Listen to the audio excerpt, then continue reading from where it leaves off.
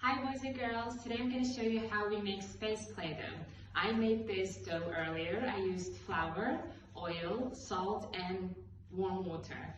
And then I kept mixing and then I used my hands and then this is the texture. So this is the dough, the Play-Doh dough.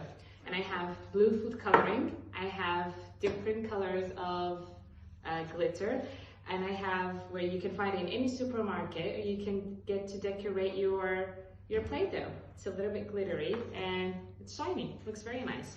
So what I'm gonna do first, you can use a spoon or you can use dropper or whatever you have, or a syringe, and then you can use just 3 or 4 drops of blue food coloring.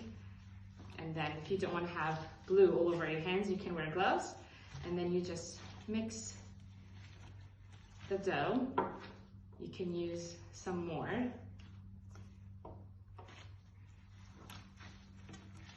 And then you just keep mixing till it all turns blue.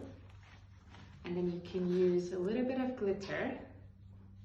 I have silver glitter that looks like stars, and I'll mix it with different colors of glitter. You can add more if you want.